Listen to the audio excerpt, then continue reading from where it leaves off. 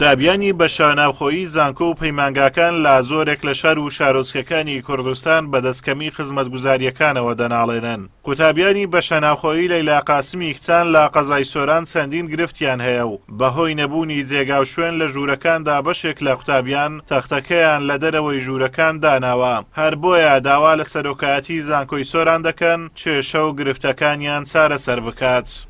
کێشەی نەبوونی قەروێلە جۆشەکیشمان هەیە تەڵەبە هەیە تا ئێستا لەسەر عەرزەکە خێوەیانە قەروێلی هەیە جۆشەکی نییە. گرفتی ئەوە کارەباشمان هەیە کە کارەباشمان ئێواران کە کارەبای مۆلی دێتێتەوە تا سەعات 12 هەروەکو ترافیکلای دێت و ئەچی کارەباکە عنیز دەرسمان پێ ناخێندرێ لەبە لە ژوورێکە ژووری 3 کەسی کردوتیان بە 5 کەس و 6 کەسی و دوێ ئەوە کێشەی نەبوونی ئەوەشمان هەیە دەشۆر و 2WC یعنی بە 50 کەس ئێستا قاتی خوارە 12 ژوورە بە نزیکەی 50 کەسی تێدا 2WC هەیە دوو دەشۆری هەیە بەیانیان سڕەت بەبەر ناکەوی جاری هەیە لە معازەرە دوا ئەکەوی لە معازەرە دوا ئەکەوی بەهۆی ئەوەی کە تو سڕەت بەبەر ناکەوی بەڕاستی و یعنی گیزەرەکانیش دوو گیزەری هەیە و 50 کەس جاری وێزستانن کە سەر دەشۆ یعنی دوو کەس سەری بشوە ئاوە کە سار دەبیتەوە.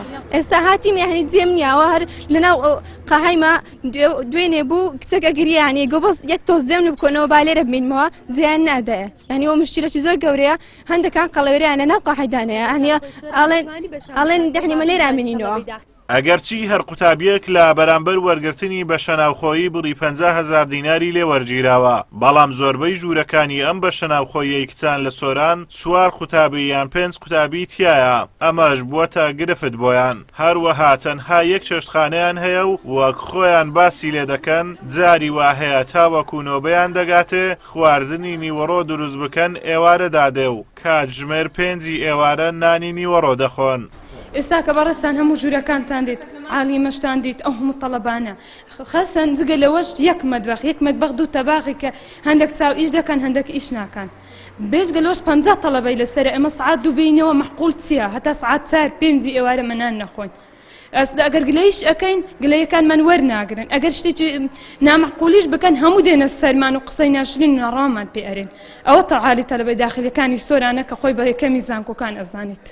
ساڵانە بەهۆی نەبوونی پلانێکی تۆکمە لە وەزارەتی خوێندنی باڵا و توێژینەوەی زانستی قوتابیان هەم لە گەڕانەوەی ناوەکانیان و هەم لە خزمەتگوزاری بە شەناوخۆیەکان تووشی گرفت و کێشەی گەورە دەبن کە زیانی زۆر بەر پرۆسەی خوێندنیان دەگەیەنێت. ئازادۆمەراوەی کەناڵی ئاسمانی پەیام قەزای سۆران.